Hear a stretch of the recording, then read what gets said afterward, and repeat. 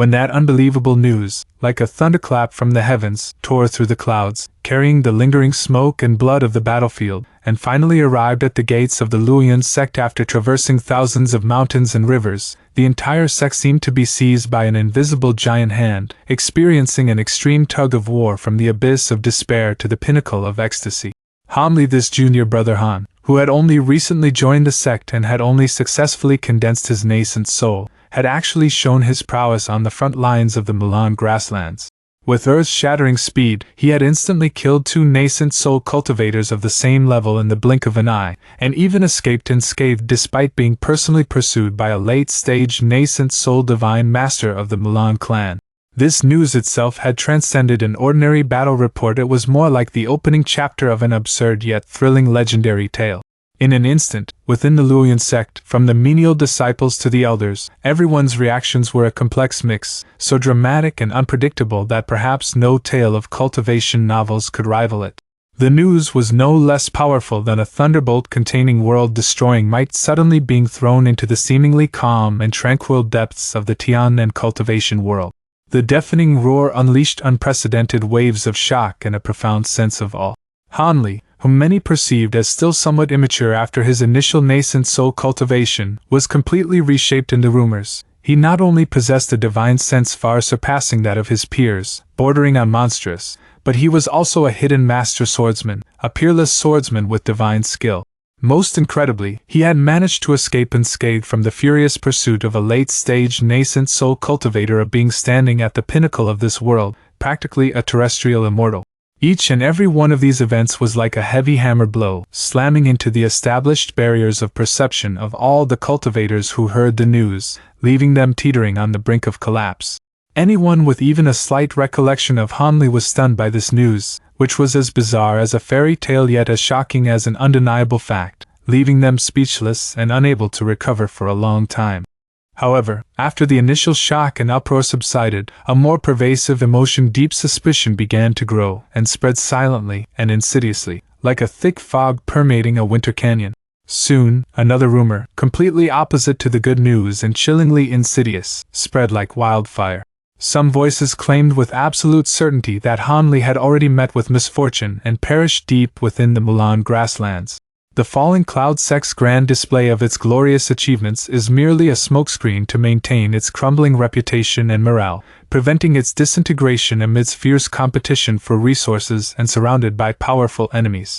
Those who hold this view have seemingly solid grounds. Nascent soul cultivators possess lifespans of up to 1,000 years, nearly as long as the mountains themselves. Unless caught in a life-or-death sect war or exploring perilous secret realms, they are extremely rare to perish easily. The last documented incident of a nascent soul cultivator's demise was over 100 years ago.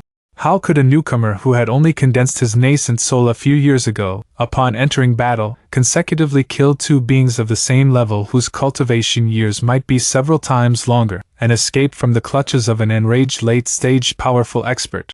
To the vast majority of cultivators who adhered to traditional cultivation views and deeply understood the difficulty of each step forward in their cultivation realm, this seemed like utter nonsense, absurd to the extreme. Faced with this sudden, indistinguishable good news, and the ensuing storm of rumors that nearly engulfed the sect, the core leadership of the Falling Cloud sect, especially sect master Qing Tianquan and elder Lu Luo, were plunged into unprecedented anxiety and torment since the sect's founding. These 2 venerable figures, bearing the heavy responsibility of the sect's rise and fall, had to feign composure in public, maintaining the dignity and bearing befitting sect leaders, repeatedly reiterating their confidence in Elder Han and their trust in the frontline reports. However, only they themselves knew the icy chill that pierced their hearts beneath that calm exterior, as if they had fallen into a bottomless abyss of ice.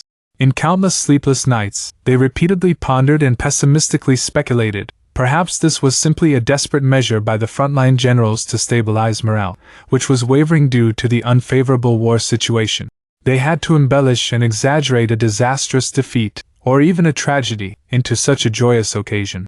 Thinking of this, regret gnawed at their hearts like a venomous snake. Was it right or wrong to have defied public opinion and recruit Hanli, a man of mysterious origins and astonishingly rapid cultivation, into the sect?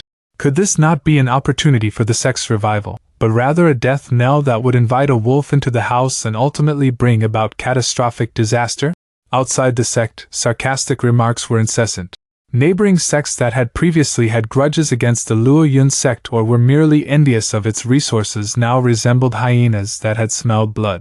They secretly contacted each other, eager to seize the opportunity in this potential decline and divide up its spiritual veins, mineral resources, and disciples.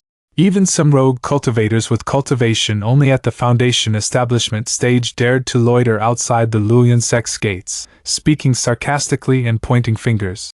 Within the sect, the situation was equally dire. The lower-ranking disciples were restless, with various private rumors and speculations spreading like wildfire, a sense of unease spreading like a plague.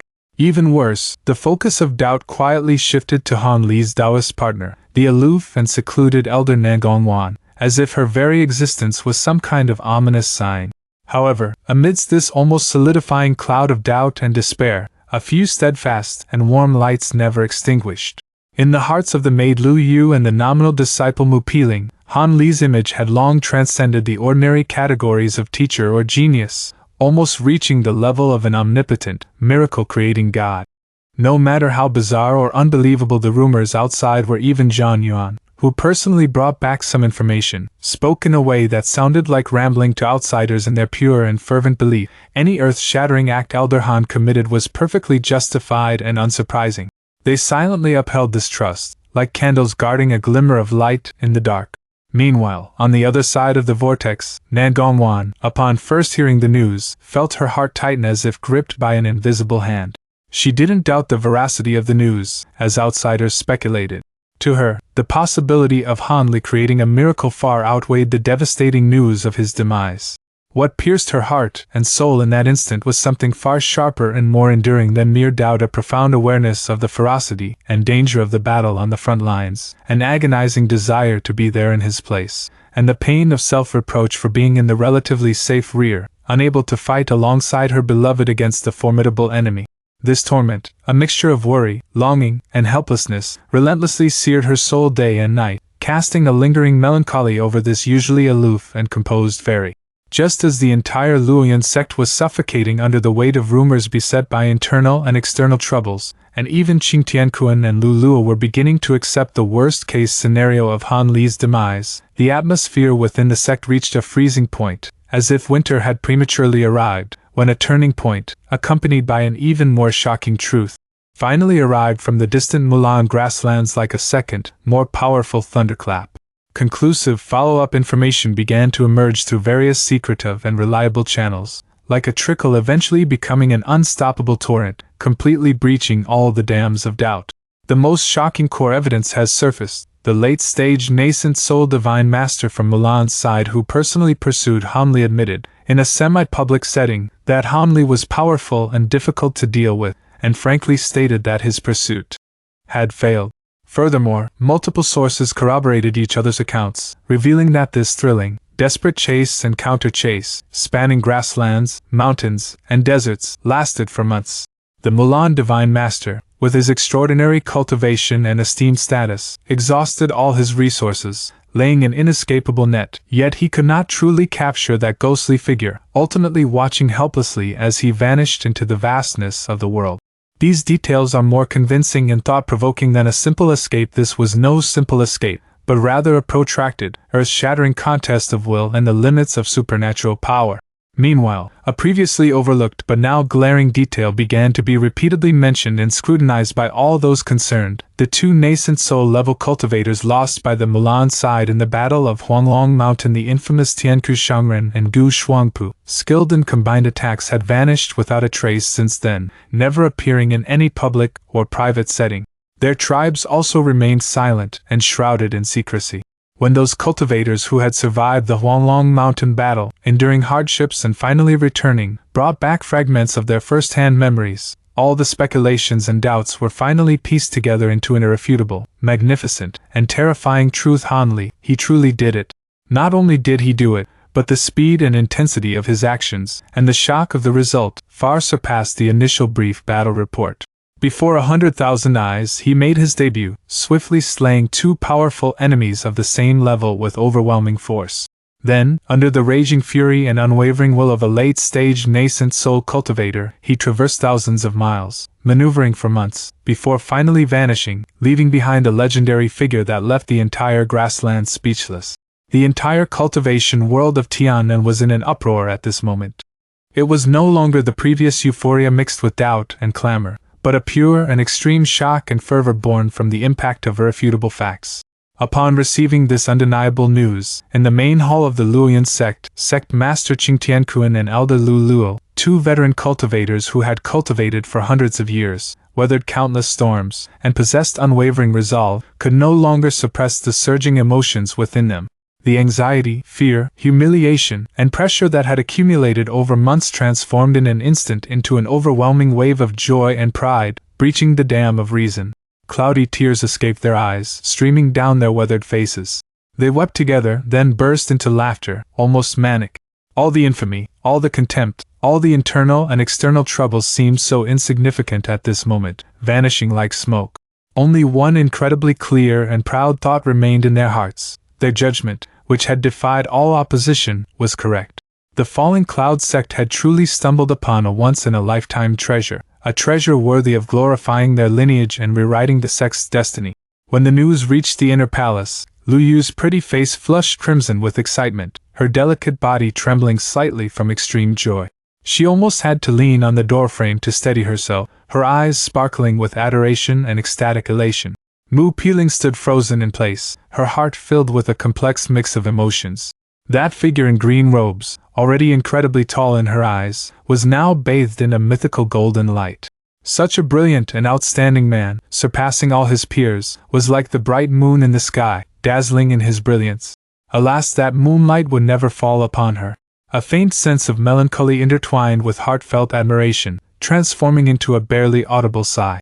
Meanwhile, in Nangongwan's cave, when the definite news finally reached her ears, this fairy, known for her dignified bearing and aloof composure, suddenly relaxed her taut heartstrings. Hot tears instantly welled up and silently slid down her jade-like cheeks.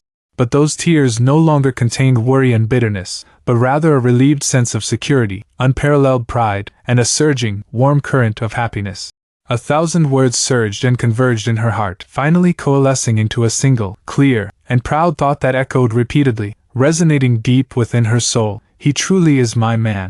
From that moment on, the gloom that had shrouded the Luoyuan sect for months was swept away, replaced by a jubilant celebration with colorful banners and resounding flags. Throughout the sect, whether those who had harbored doubts or those who remained steadfast believers, everyone shared in the glory. Morale soared to unprecedented heights, and the unity of the people was unparalleled.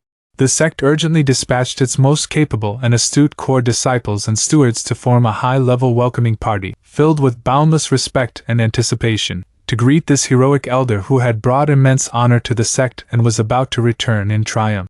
The reaction speed of other sects, families, and independent cultivators throughout the Tiannan cultivation world was even more astonishing. Almost a day after the truth was revealed, contingents heading to the Luoyuan sect to offer their congratulations were already arriving in droves. Colorful flying boats and magical artifacts, carrying lavish gifts and cultivators of diverse backgrounds, surged towards the Luoyuan sect's mountain gate like rivers flowing into the sea, nearly crushing and overwhelming the majestic gate and welcoming platform. A cultivator who had condensed his nascent soul at over 200 years old was already a rare talent in a millennium, but to be able to slay a cultivator of the same level in the first battle, and to toy with a late-stage nascent soul cultivator with ease before fleeing far away in the long-recorded history of Tiannan, such a figure was likely unprecedented and unheard of. All discerning eyes clearly recognized that a peerless powerhouse, destined to illuminate an era and reshape the power structure of Tiannan, had risen with unstoppable momentum. The Luoyuan sect, originally a midstream vessel in the vast ocean of cultivation, would undoubtedly rise with the tide under the leadership of this powerful figure, riding the waves and leaping to become a powerful and undisputed hegemon in the future cultivation world of Tiannan. From that moment on, the name Hanli was no longer merely a cultivator's designation. It had become a spiritual totem for the Luoyuan sect, symbolizing miracles, power, and limitless possibilities.